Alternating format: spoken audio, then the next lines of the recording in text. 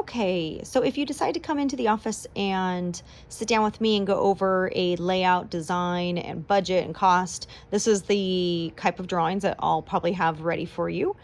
This is a client right now. This is her existing floor plan. This is a 3-story condo, and this is the second floor, and we're remodeling the entire thing from flooring, walls, lighting, plumbing, electrical, completely brand new kitchen, and just entire floor. So this is her existing to scale. We have the stairs here, so when you come up from the stairs, you stand about right here. And then you're kind of in this area where it kind of feels natural to want to walk this way. It kind of feels like it should be natural to walk this way, but you kind of have this object that's kind of telling you not to go that way, so you naturally go this way. What they tried to do is they tried to kind of break up this long span by giving it an L shape. I'm actually going to choose to do the opposite. I'm going to try to embrace this long rectangle. So this is my proposed plan. So when you come up these stairs, you stand about here again, you naturally want to go this way still. It feels like a natural pathway, but you also feel like this is a true natural pathway too. And primarily because it's more centered, there's something on either side telling you to walk this way, but the curve is really what intrigues human beings to go through the experience of a walkway. So that curve will naturally feel like this is a major walkway. And then this is her secondary. So this is a major walkway. This is her secondary walkway, kind of upstairs to the third floor. So now that I know layout, this is what I'm doing. I also know that I have the attention of the human being that's experiencing this layout. I have their attention. I know it's this way because of the curve, most likely. It's either going to be this way because of the sunlight or this way because of the curve.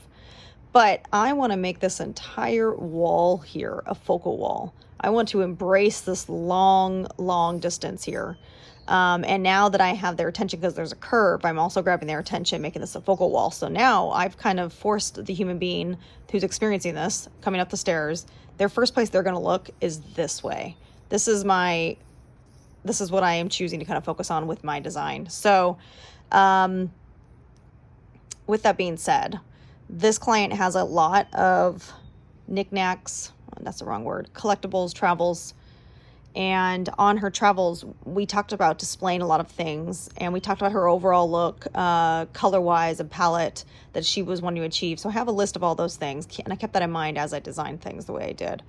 So this whole back wall, we obviously got rid of the peninsula up here, but this whole back wall is going to be cabinets, and on either side, I'm flanking it with taller objects such as tall pantries, floor to ceiling, and pantry and refrigerator. And then the center is going to be all countertop. Then we have an island here, which has seating. I told you that I curved this earlier because it really helped with the traffic flow. I kept this side square, but this you could also round out as well if you wanted to mirror it. That's a personal choice. So then she has a fireplace over here. So I want this to be a secondary focal point, but my main focal point is this wall right now. I'm choosing to make this my number one priority in my design. Secondary is making this fireplace its own little focal point. And then this for me will be the third focal point in the room, which will be kind of first, your primary, your secondary, and this is your tertiary focal point. And this is just here to ground the space and really direct traffic. It's also going to be very beautiful, but as far as like line of sight, things that are tall and keep your eyes open, these are going to be your focal points. Okay, let's break this down even further now. So let's talk about things that she wants to display. She has traveled all over the world and she has collections of things. So, and she wanted it to really feel like each one of these objects is being highlighted and showcased in a very sophisticated way. So I kept that in mind. This is an elevation of that back wall. So this back wall here is cabinets all right here. Here's the tall objects I talked about, tall. In the center you have countertop. This is your stove. This is your microwave, refrigerator. This is going to be all tile backsplash here. Okay. Then this is where the cabinets stop. This is going to be a focal wall here with your TV. And this is an existing piece of furniture that she wants to reuse. It's fun. It's beautiful. This is her fireplace here. This is at an angle. You can see here it's at an angle, but the way I'm showing it on elevation, it'll show flat. So I'm going to tile this entire back wall here, and it's going to be the same tile that's being used here. So now I've created some commonality between the two, but they also are their own unique focal points. She also has these red kind of plant towers that she got on her travels, so I'm trying to find a useful spot for those. So I've proposed putting them on either side of the fireplace. They'll be backed by like a white tile, so they'll stand out beautifully.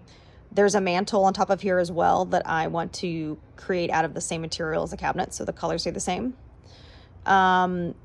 On this TV, I am proposing that we put the power cord. This is going to be the piece of furniture that she houses her cable boxes and PlayStations, and then we will run the wires in the wall to the TV so there's nothing hanging down, so it'll be nice and clean. Over on this side, I am proposing free floating shelves that are going to be the same color as the cabinetry. Those shelves are going to be used to showcase collectibles and collections that she's collected throughout her travels. This is where the wall starts to bend, and there is a window there. It's showing it as flat, but no, that's bending and that's bending out. So really, from this point to this point, this is my focal wall that I am trying to gain your attention to. The moment you walk in here and you start to curve here, your eyesight goes here. Because once you stand here and your attention's grabbed right here, you're naturally going to go like this, and then you're going to scan the entire room. This is how we as human beings enter spaces and experience things, right?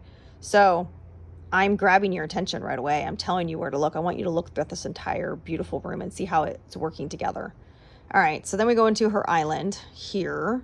So on the inside, I have the sink, dishwasher, trash can, and additional cabinets and storage. On the other side, which is where the seats are, these are going to be either 12 deep or 15 deep cabinets for additional storage, things that you don't necessarily get to on a daily basis. It's stuff that you're going to use more for, people coming over, holidays, stuff you access less. Okay, so that's covered, I think, mostly that wall. Oh, no, it does not cover it. I have to go over lighting with you. Okay, fun lighting ideas. My whole point I told you was to make this wall the primary focus. So I want to do that with lighting as well. Not only am I doing it with fun colors, the way I'm going to light out, but lighting. So I'm going to actually do under cabinet lighting. It's going to be hidden, visible. It's just going to be illumination underneath each one of these shelves. Each one of these shelves is going to look like it's glowing from underneath.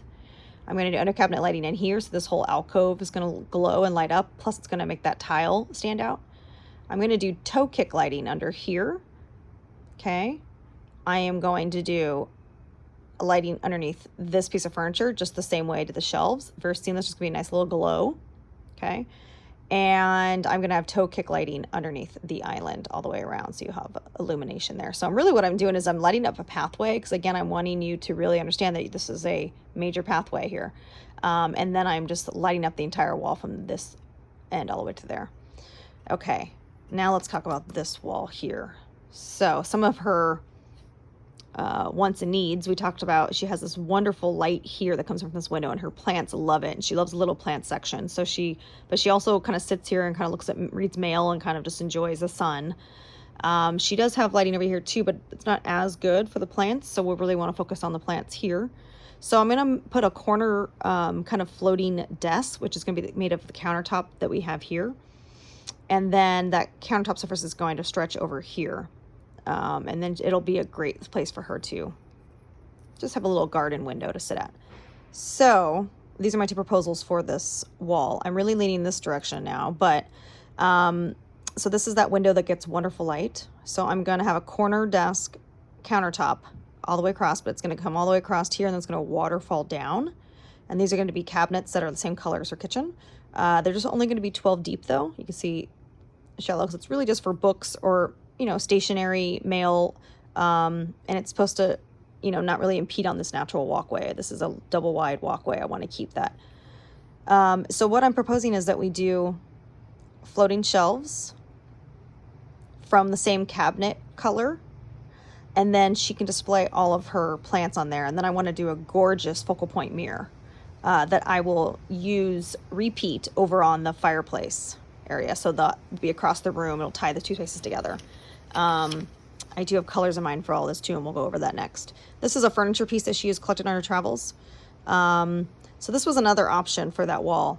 You could do the mirror thing and maybe do some more displays of travels. and then put 2 pendants over that if you wanted to do something really, really small and dainty, clear, just to kind of give it, and then still do the shelves on this side. That's another possibility, but I'm leaning towards this one. I just think it'll really be an impact with things that she loves to look at, which are her flowers, and they do wonderful. That window is just perfect for that spot. Okay, so that's the floor plan. Now we can go into colors.